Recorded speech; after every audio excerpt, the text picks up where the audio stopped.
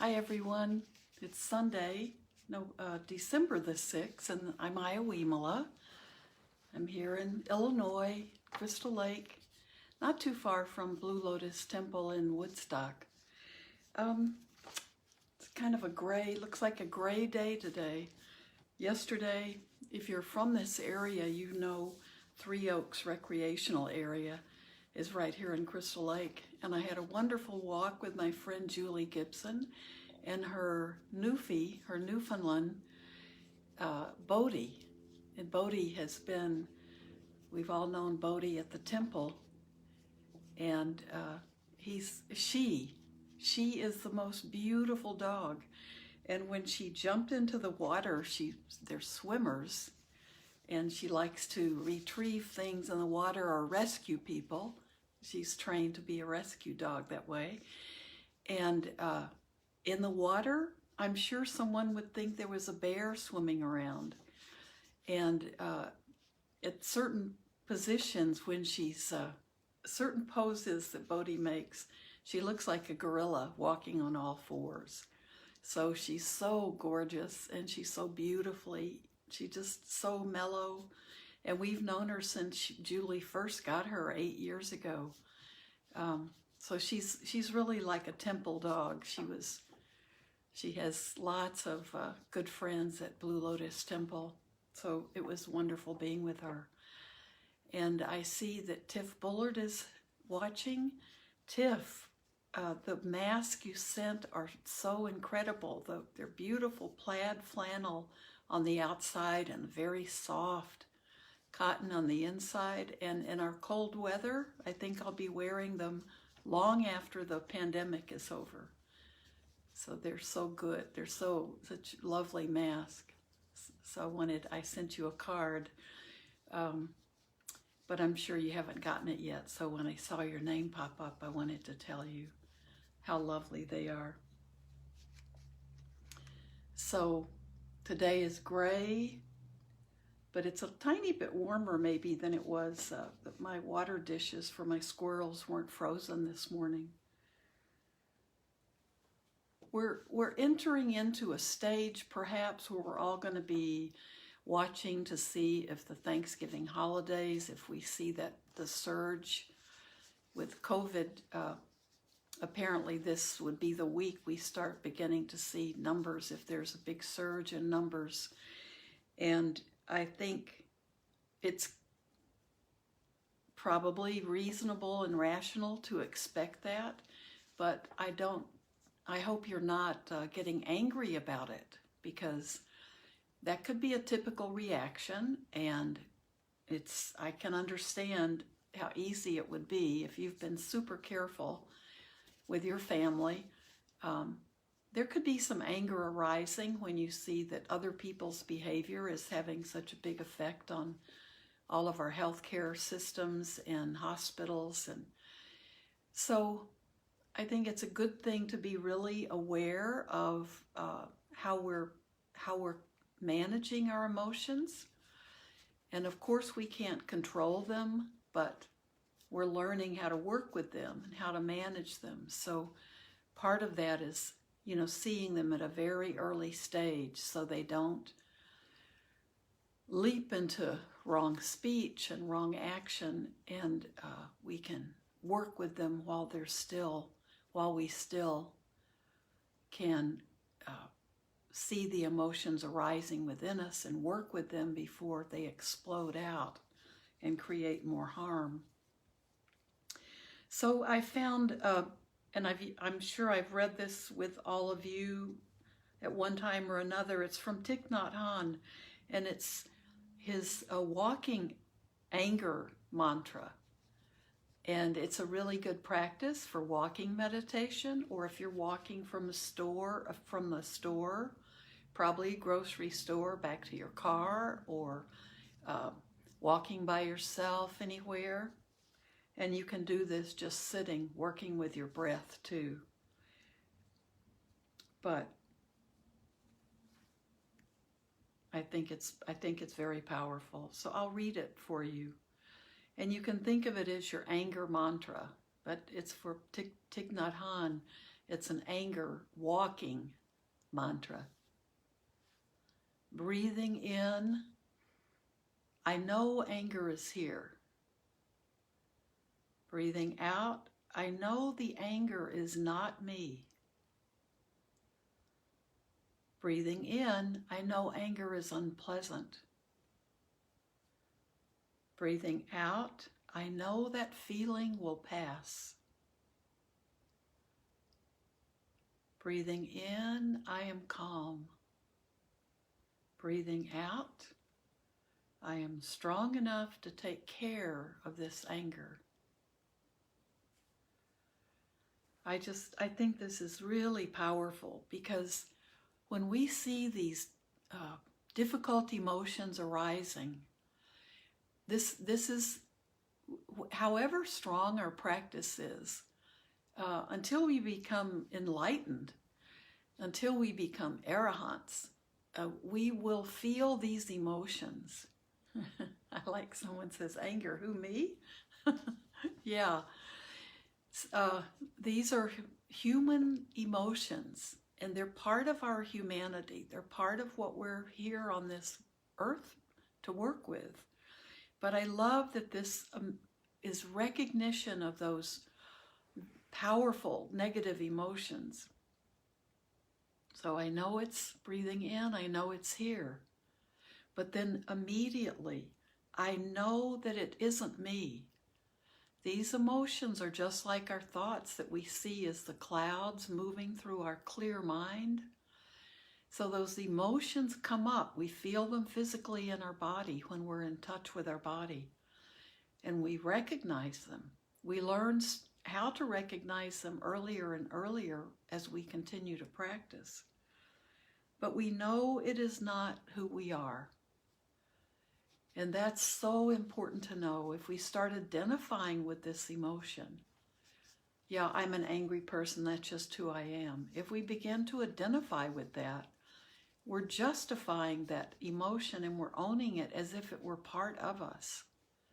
Now, the anger's arising in us, and there are causes and conditions when that anger will arise. But it's not who we are. And that's, if we keep remembering that, we can work with it. Breathing in, I know anger is unpleasant. We have to recognize that it doesn't feel good when we become angry. It's an unpleasant physical feeling as well as an emotion.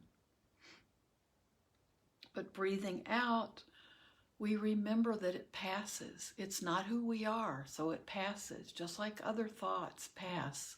They come and they go and they pass away. It's just our wanting to hold on to them and cling to them that keeps them there longer. Breathing in, I am calm. Breathing out, I am strong enough to take care of this anger. And I think that last line is so important, because if we know that we have a practice and we know that we have an understanding about these emotions like anger, and we know that we know how to work with them, then we know we're strong enough to deal with them. They no longer have the power over us that we feel out of control. We don't escape from them, but we learn how to work with them. We learn how to tame them and how to tame ourselves, so we learn the conditions that have to arise for us to become angry, and we can learn to work with those conditions. And we do that by being with our body and practicing it. There's no way around it. We can learn about it with our intelligence. We can read about it. We can take all kinds of workshops on it. But it isn't until we know within ourselves that we have the techniques and we put them into practice, and that we're practicing. every day. We're using some time every day to work with ourselves, which is what we call meditation. And it's helping us see these emotions arise and allow them to arise and then pass away without harming us. Because that anger, that's not going to go away overnight. It has to go away, and this says it beautifully. Breathing out, I am strong enough to take care of this anger. That strength comes from our understanding of it and our practice to work with it. So it's kind of a waste of our time to read about it, but not put it into practice. We need to sit with it. We need to embrace it, make friends with it. If it's a big problem, we need to acknowledge it. And let it know, I see you, I understand, you're there. And I'm not trying to run away from you. I want to understand you. So we have to deal with it. It's right inside of us. And what we want to do is eventually be able to uproot that kind of powerful negative emotion. The Buddhist teaching says that we can pull those, and I think it takes a lot of work, takes a lot of practice and a lot of understanding, but we can root those difficult emotions. We can pull them out, uproot them, pull them out by the root. So sometimes we have to just have some confidence that that's true. When you think, I'll never get rid of this anger, it's too strong, it's too powerful. No, we can. We just need to have a better understanding of it and be willing to work with it. So this could be a period that we're coming into where we're going to feel a mixture of compassion and anger at the same time, maybe. That could come and go depending on how difficult it gets. And that's time, it's a perfect time for us to practice. So why don't we sit, and I'll use this as just part of our meditation. But remember, the sitting every day is critical. And if it's taking a short walk and letting that be your walking meditation and that's your practice for the day, that's perfectly okay. But find some time in your day when you can be with yourself and just come back, remember who you are, and watch your mind and know that work is important. Your kids can learn to understand that and give you the space you need. And you can sit with yourself and let yourself be filled with that confidence and that trust that this works. So find that posture so you can let your spine feel uplifted, and just begin by being aware of your body breathing. Yeah, I think my little squirrel wanted to join me with more of our meditations, so I'm including him in the screen. The ones outside they're like 5 or 6 of them. They get closer every time I'm sitting here. So just be aware of your body breathing.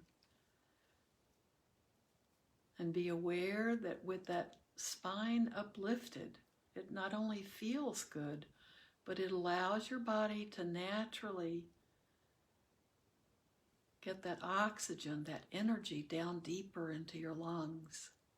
That's our physical therapy these days. We need that. Help us stay healthy. When we breathe at the top of our chest and at the top of our lungs, it's usually anger or anxiety. And so we really want to be aware when that oxygen comes in and can fill our lungs, it pushes our diaphragm down and we can feel our belly rising on the inhale and contracting a little on the exhale. And just feeling that can help you calm down, help you come back to yourself if you're carried away by a strong emotion. Anger isn't the only one.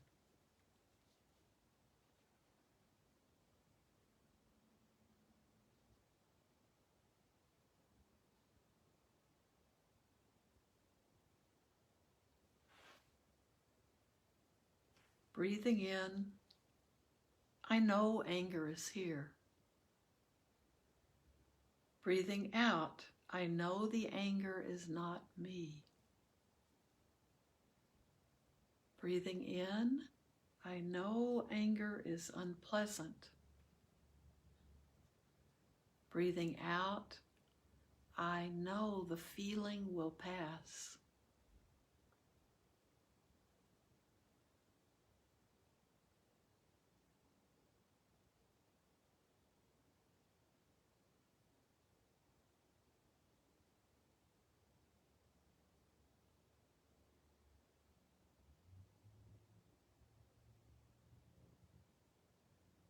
Breathing in, I am calm. Breathing out, I am strong enough to take care of this anger.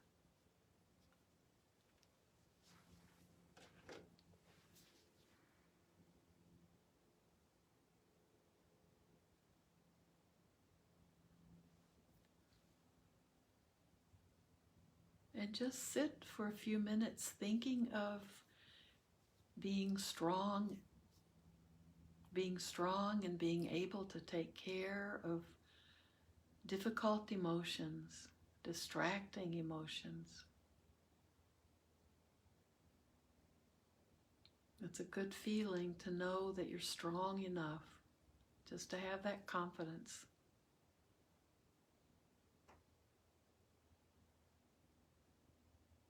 And that confidence comes with our practice.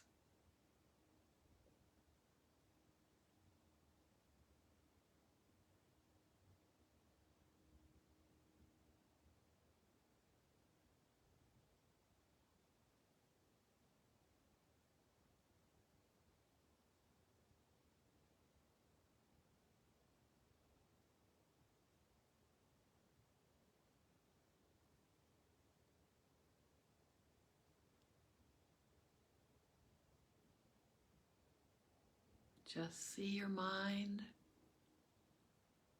as the blue sky,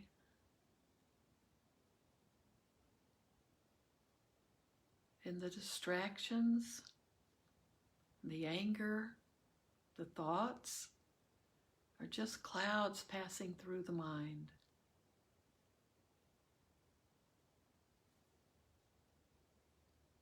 And the clouds, like anger, can be dark and stormy, but they're still not who we are.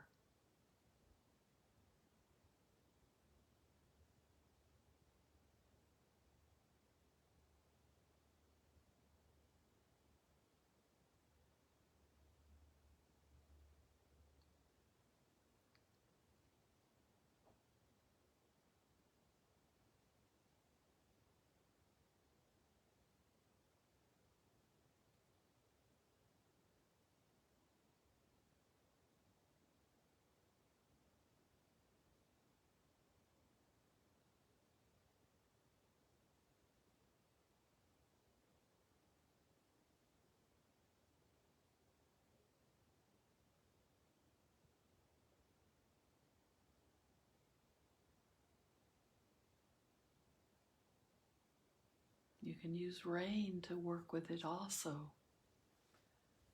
It's the same thing exactly. Recognize it, recognize that strong emotion you're dealing with. That's a big step. It's easy to be in denial. about anger. We don't want it to be there. So recognize it. First step. And then accept it. Accept all of your emotions, all of your habitual habit patterns. Accept them.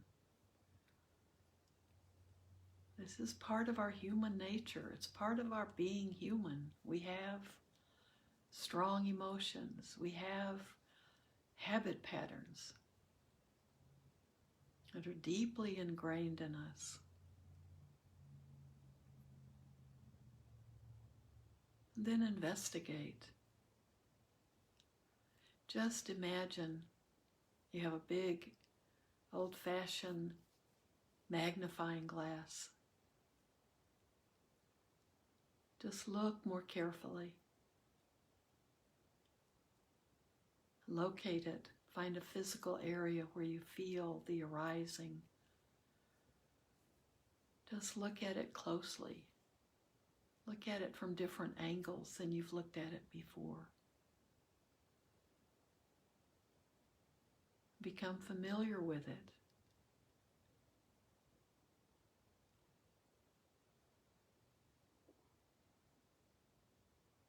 Don't let it be a stranger every time it arises, and just don't let it. And if it's a stranger to you, if you haven't accepted it or even recognized it, it'll always take over. It'll be in charge. So just take some time to investigate. You don't need to think about it. Just look at it. Look at it carefully. Be aware of its characteristics, of its changing nature.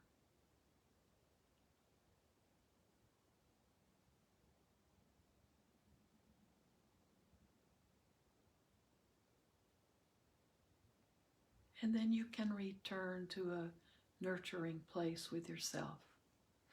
Don't keep your investigation going on all the time. Work with it and then let it go.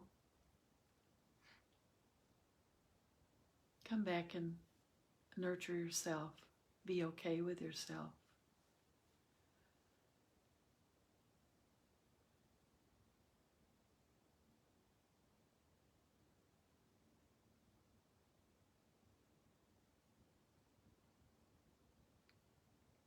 Give yourself the time you need to encourage these difficult emotions, to recognize that it's okay for them, that you don't need them to protect you anymore. Allow them to go more naturally. We can't force this. We relax into it.